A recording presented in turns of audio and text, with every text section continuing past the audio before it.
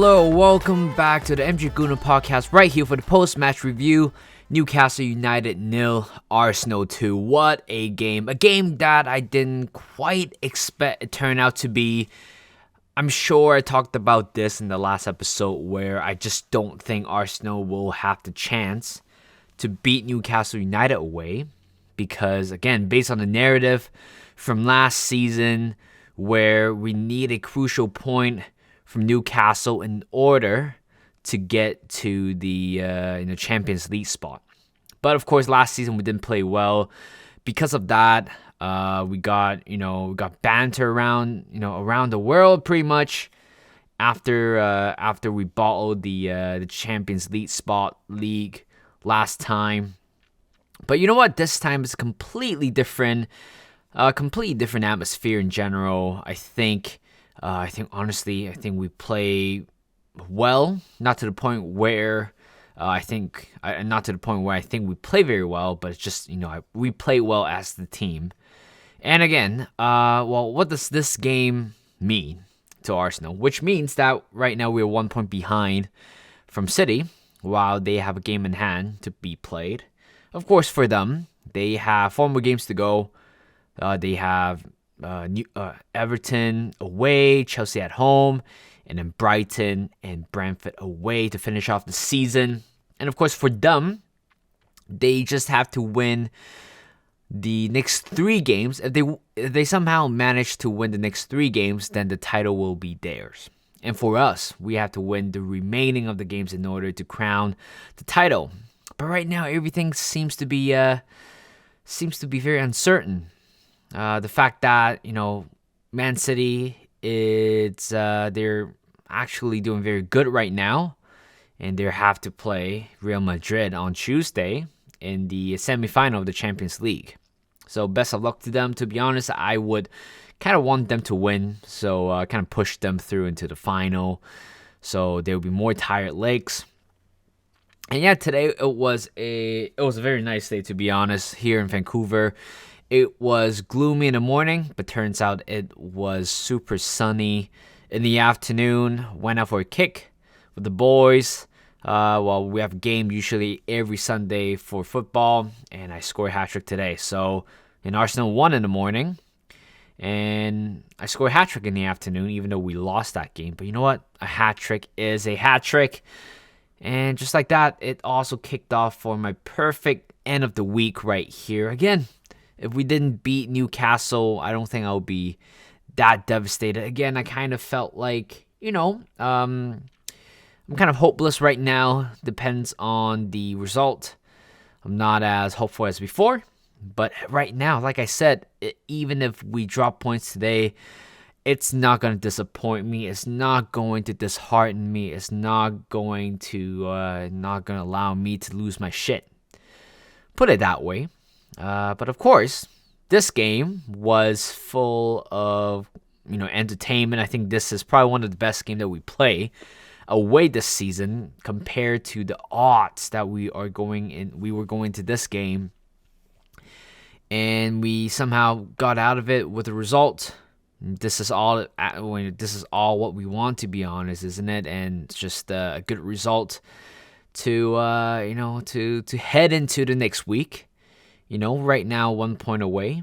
Gotta get the facts straight. And nobody was expecting Arsenal to win. I don't expect Arsenal to win either. I think a lot of neutral Arsenal fans think that this game, I don't think we're gonna get anywhere with it. Apparently, this win also means that we are the only side to beat Newcastle at the St. James's Park. Apparently, they lost. I think they lost at home with the 10 men before, but this time it's pretty much our first time to do that. And plus, I saw this weird stat somewhere on Twitter. Apparently, this is I think this fixtures, this rivalry kind of a thing. I think there are a lot more clean sheets compared to other teams when they play against each other. So it's a fun fact for that. So Newcastle United and Arsenal, how did it happen? Looking at the starting lineup, Ramsdale in goal, Kiwior coming back. Honestly, like I said, you need him to you needed him to play in this game. I just don't think Rob Holding is good enough, to be honest. And I'm sure at one point last season where there's a clip in the documentary, I think I remember it was Arteta was kind of grouping the guys in circle and talking about transmitting the energy from one to another. And I kind of know where this, what that concept is going. So Rob Holding itself didn't quite make a lot of mistake, but the energy that he's giving off to his teammates was quite threatening, to be honest. And it doesn't feel good every time when Rob has the ball, every time when he defends and stuff like that. His positioning was off a lot of times, even though he didn't quite have a lot of individual mistakes. But again, his presence can also hurt Arsenal in a big way. And that's what happened, in those 4 games: Liverpool, West Ham, Southampton, Man City. Rob Holding started all 4 of them, and we didn't get a point. But prior to that, we did beat Crystal Palace, Leeds United, 4-1, respectively. So again, Rob Holding could be quite of a good player, or you can actually involve him into your plan when we're playing against a bad team. But Southampton was an outlier, which I really don't know how that game happened. But yeah, Kivio coming back. Love to see him again. He contradicted the idea of playing 2 right-footed center backs together, or contradicted playing 2 left-footed center backs together. But you know what? We did it. We did it in a good fashion. Again, like I said, you spent 23 million on him. There's no way you're not going to use him at all for the remainder of the season. That's the reason why he is, that is why he was signed at the first place. Benoit on the right and Zinchenko on the left, which we will go into Zinchenko's game today or later on. And in the middle, a big surprise. I'm sure, or a lot of you guys might probably think that Thomas Partey could be the caliber to play in this game, but instead, Jorginho played this game. And honestly, he is my second man of the match today, after Ramsdale. Again, in terms of this game, I'm going to talk about that later. Jorginho partnering up with Granit Xhaka, and then Odegaard playing as your central attacking midfielder. In your front 3, Martinelli, Jesus, and also Saka coming back there. And Jorginho, I'm sure a lot of people are quite surprised with that move. I'm a little bit surprised as well. I think, a lot of people think that because the way how Newcastle has been playing, counter-pressing you guys, or, they have good pace. When you have to defend, you need to have good pace at the back.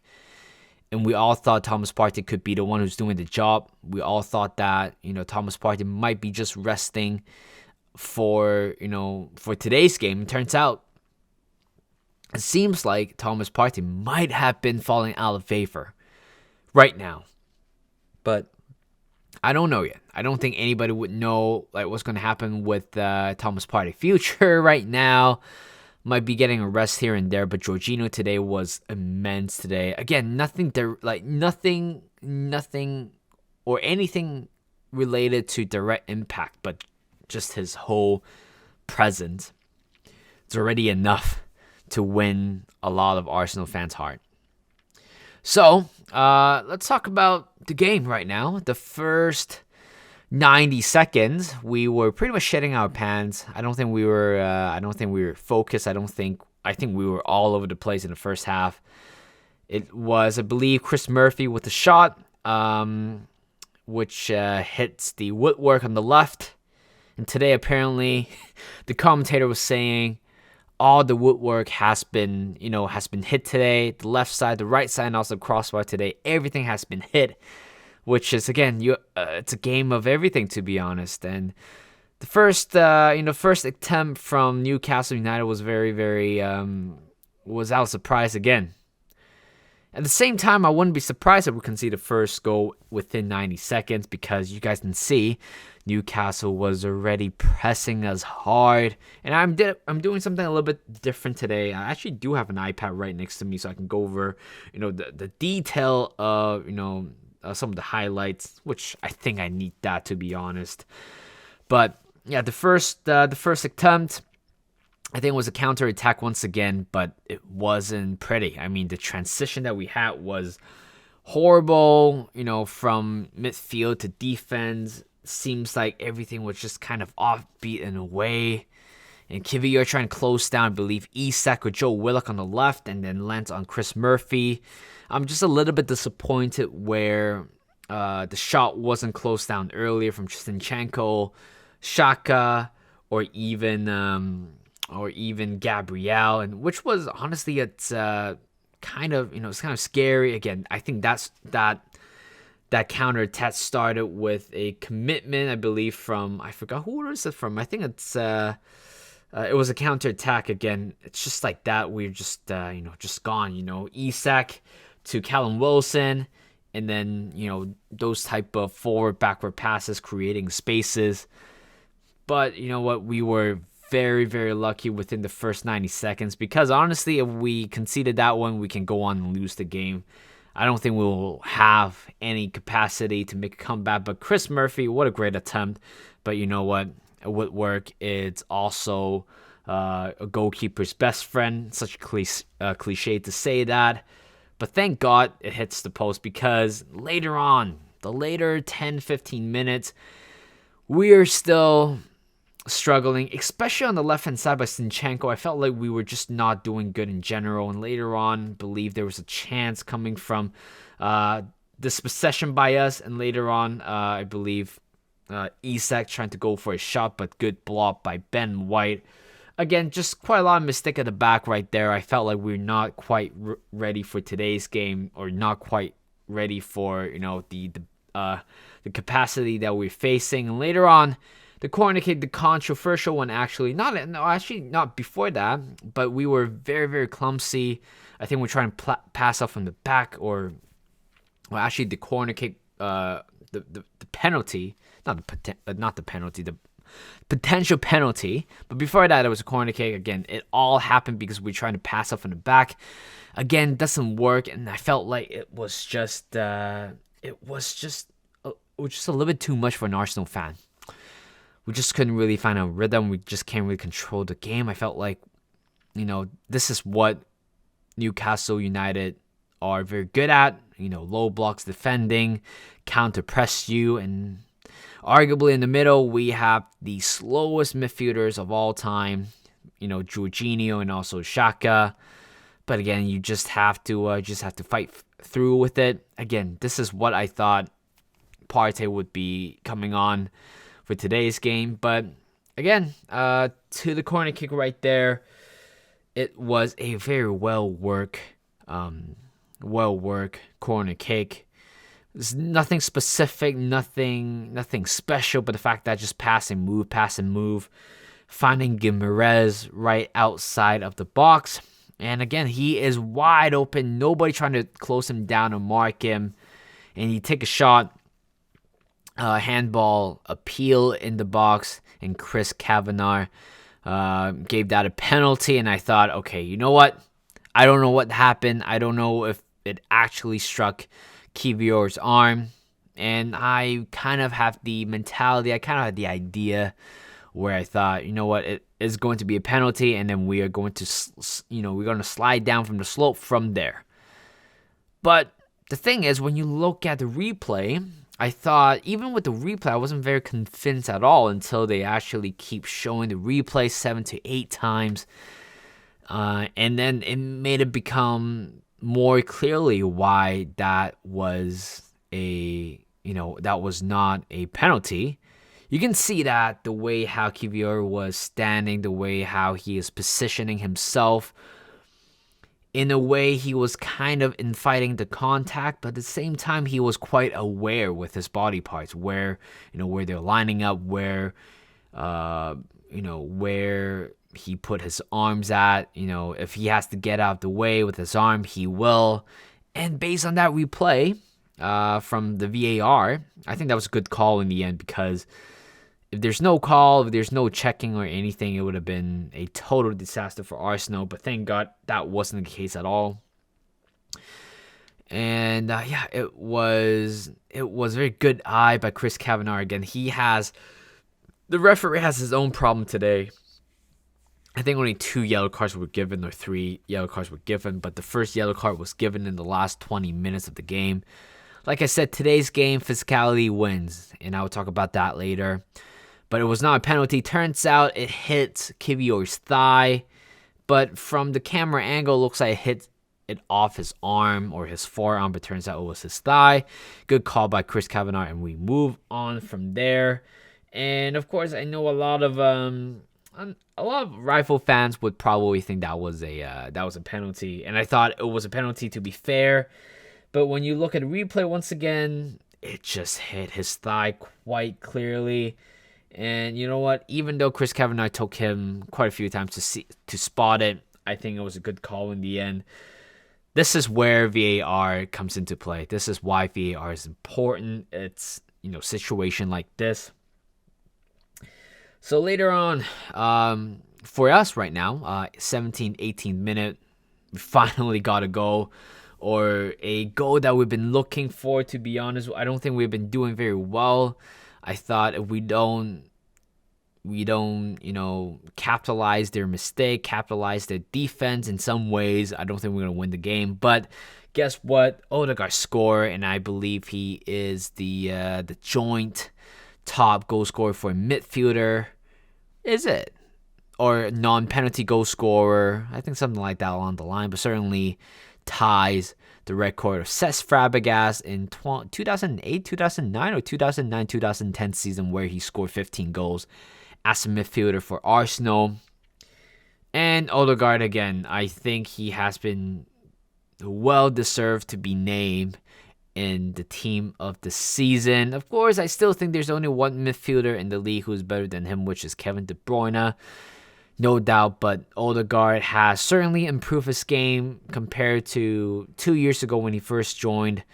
And the fact that he's 24-year-old, a world-class player, or turning to be a world-class player, he is only going to get better. Especially his goal tally for this season has been immense for Arsenal, and right now we have 2 players hitting 15 goals mark, and he is one of them. And he is our creator as well. But that goal, talk about that goal itself. It was a brilliant shot. I think it went through one of the defender's leg. It went past through Nick Pope. I'm sure he might have probably saved that if it wasn't a nutmeg through a defender, or else it could have been saved. But honestly, it was a very clever shot by Odegaard. I think that would have been his trademark finishing by Odegaard. It's just a low-driven shot. Again, we see the same thing before from the past. The game against Spurs away, he had a similar shot, but this one was even more impressed. The fact that there are quite a lot of people in front of him, but it was well precise to the bottom right corner. Just like that, we have taken a 1-0 lead. And it's a lead that we have been not quite looking for, but thankful that we got it, because, again, without the first goal, I don't think we would have won the game. Later on, after the goal, we have a chance against Zinchenko to Odegaard, finds a pass to Martinelli, kind of one-on-one through with the goalkeeper, but I believe Dan Burn was kind of ran back just well enough to distract Martinelli with a nudge at the back right there, even though, there's no contact, but there's just pure pressure. But good save by Nate Pope. And arguably Martinelli could have done a little bit better than just a shot, low-driven shot could have been, between the legs as well. And later on, of course, Odegaard go for a curling shot, but good save by Nick Pope. But again, I'm sure that was, after that goal, we started to have more chances. We started to exploit the defense of Newcastle United. We felt like we had more chances afterwards, and the fact that the central defender, Botman, and also Shalair, is that how you pronounce his name? Shar? I think it's Shar. I think both of them, they have been immense so far this season, but the fact that I felt a little bit weird to the point where we were a little bit quite comfortable to run into spaces. Martinelli was one of the example, and Bukayo Saka was another example, which just felt way too easy. But again, Saka is not a natural finisher, and it was a good save by Nick Pope. And that was that was the chances that we need. It's something a simple as a counter attack, just like that, to give us a little bit more of a up edge to score a goal. Later on, there are more chances. Again, defensively, we're not great today. Just allowing Newcastle United to find pockets of space in between our defenders, our defensive line. There's a one chance, I think it was shot by Joe Willock, but that was a good save by Aaron Ramsdale. Again, Aaron Ramsdale was my man of the match. I believe there was also another chance by Callum Wilson. I think it was an overhit cross, but the fact that Ramsdale kind of anticipated he's not going to get the ball. Callum Wilson's not getting the ball. Instead, Callum Wilson's going to use his body to kind of shoot the ball away, but Ramsdale did an amazing job just to punch the ball away, just to make contact with the ball. But of course, there's another save by Ramsdale. Joe Willock, a very good chance right there for the former Gunner. It would have been a pain in the ass if Joe Willock scored. Again, I think he is a good player, and turns out he worked out perfectly for Newcastle United. I remember he scored 6 goals straight, 6 games straight with the goal 2 years ago, and yeah, I think Arsenal sell him. I think right now, if we use Joe Willock as a alternative to Granit Xhaka, would be amazing, to be honest. But I'm happy that Joe Willock is doing very well in Newcastle United. At first, I thought he was still a youngster to a lot of people's eyes, but he matured a lot on the pitch and off the pitch as well.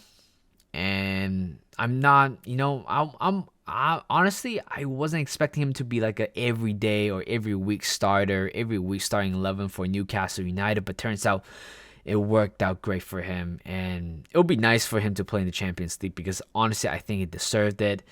I think Arteta could have been given him a little bit more time last season, but I guess when the cash comes in, right, you just have to accept it. Again, Arsenal have a very poor sales record, but yeah, Ramsdale was just immense in this game. And there was also another one, I believe. So, well, that was, I think, almost the end of the first half.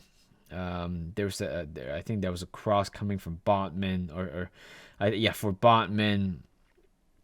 And again, straight at Ramsdale. Later on, we could have potentially extended the lead here to 2-0.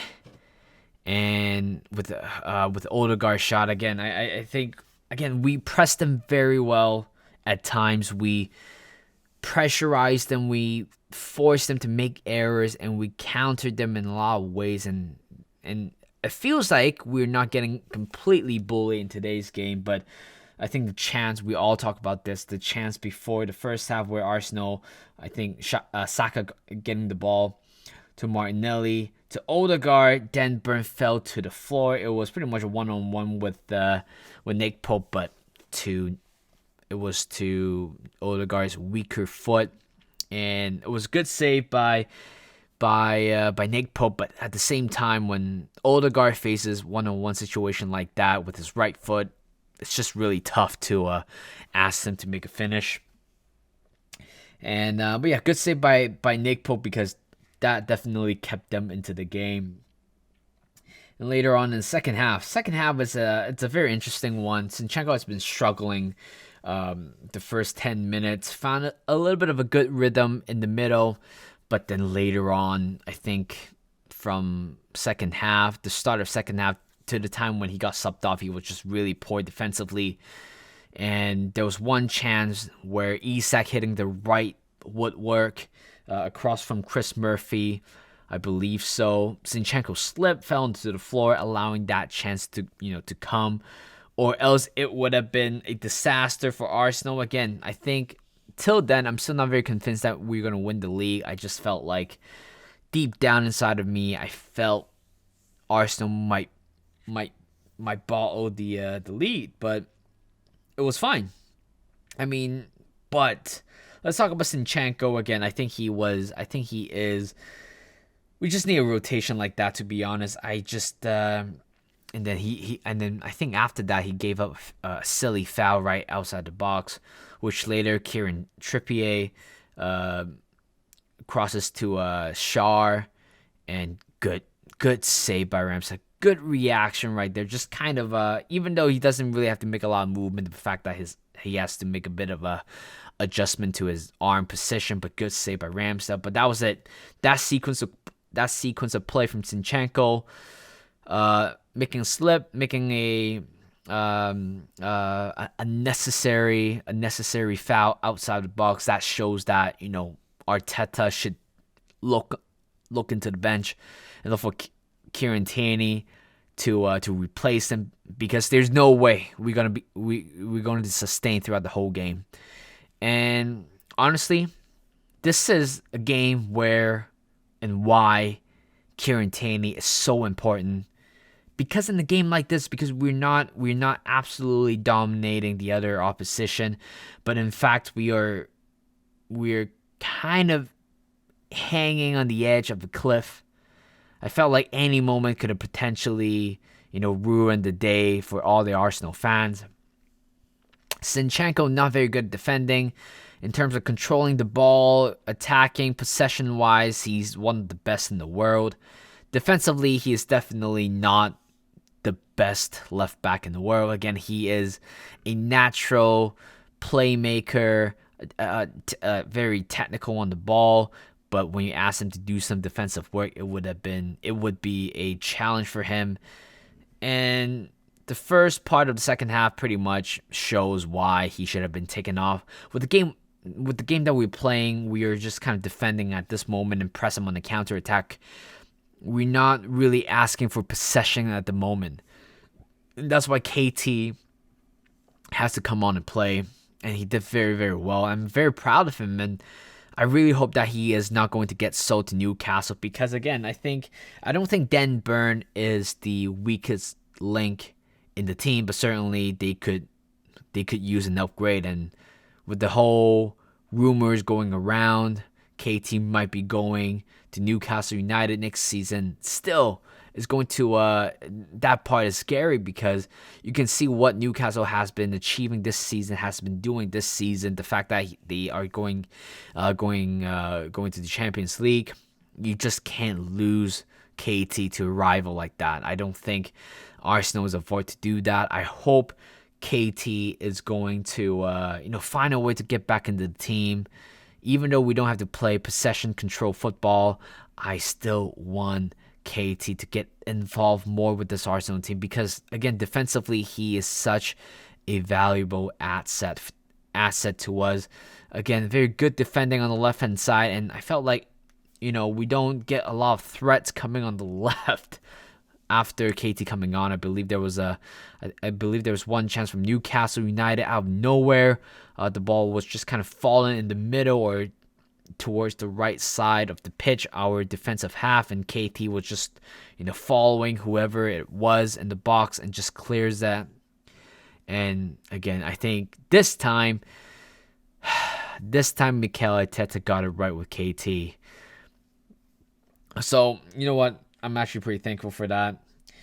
So the next chance we're going to talk about here is, I think it was a transition again, counter-pressing Newcastle United. Joelinton finds a way to Dan Burn, and it was a counter-attack right there. Dan Burn plays a great through ball, I believe, to Isak. Isak lays it off to Joe Willock, and then out of nowhere, just just a split second like that. Granit Xhaka out of nowhere made a colossal shot, a block, a monumental, a magnificent block by Granit Xhaka. Again, I think there was like a freeze frame of that chance. Willock was free. He has the chance to pull the trigger, but just out of nowhere, Granit Xhaka was right behind him, used his full body to block it. That was a captain display. Another captain display. I don't think Odegaard has been subbed off yet, but that shows, another level of, leadership being shown right there. And that was a good block right there. I mean, I was just in awe with the block. I mean, sometimes a shot and an assist or a goal and an assist is good, but sometimes they don't talk about defensive blocks. Some of them are quite impressive. Jaw dropping as well at the same time. And after that missed chance by Willock, we have a counter-attack started from Gabriel Jesus, and then seeing Martinelli, sprinting from behind on the left-hand side, not having much support in the middle. And what Martinelli did was very clever, I think. He was just trying to slow down the play, make sure he got more support into the box before making a decision.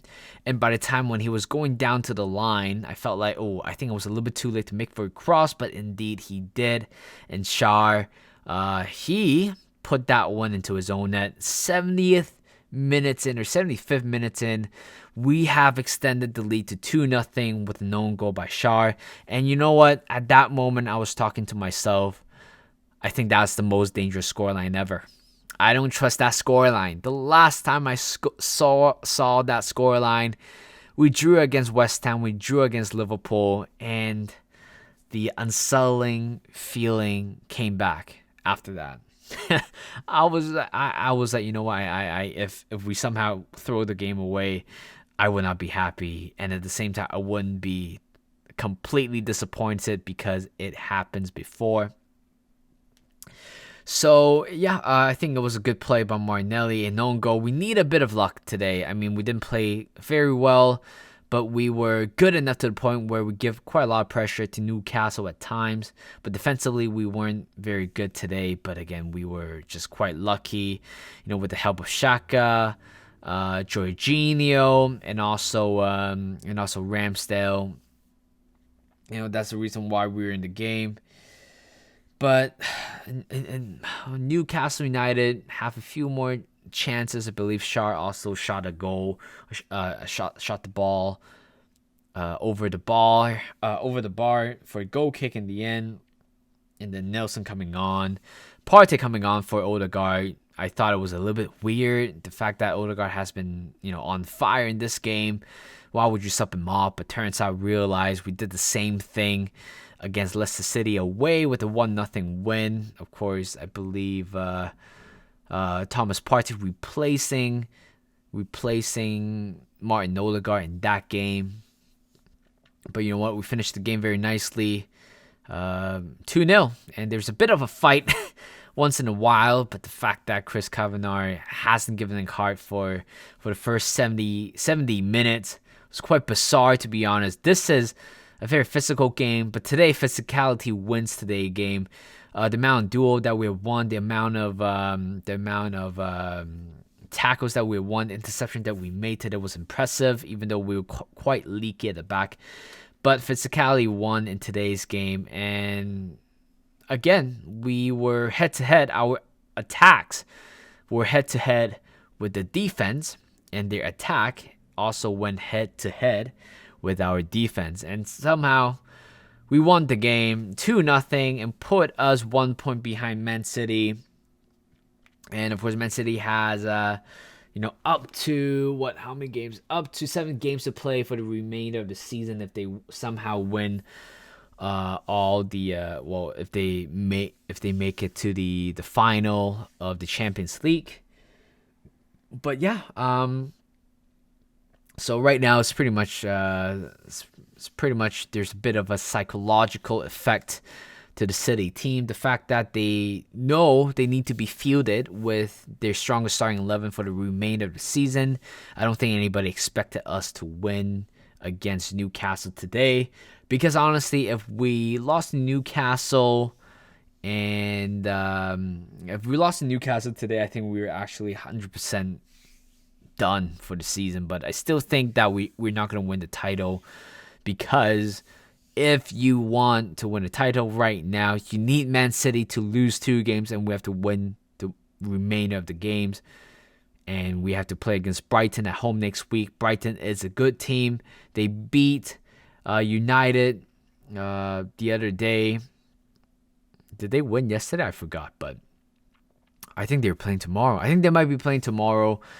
But Brighton, it's a very underrated side. Robert De Zerbi, I don't know what he has transformed the team, but they can fight for a spot in Europe.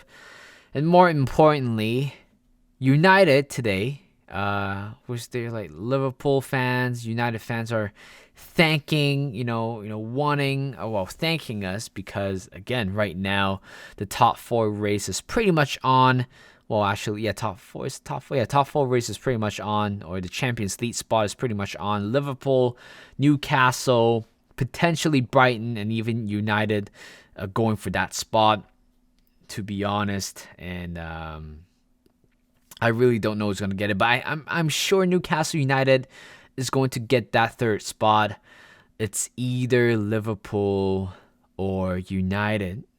It's going to get that spot too. But today, United lost to West Ham. They've been laughing at us losing to West Ham away the other week, and turns out, they're at a much worse scenario than we were.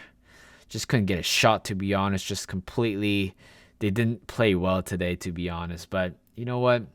Sometimes when you're not happy with your own club scoreline, you just need to rely on the other team. Their banter, if they choke it, you laugh at them. That makes your week a little bit better. But like I said, sunny day here. I score a hat trick. Arsenal won. United lost today. Certainly puts a great smile on my face today. And yeah, the top 4 race is going to be a fun thing to watch.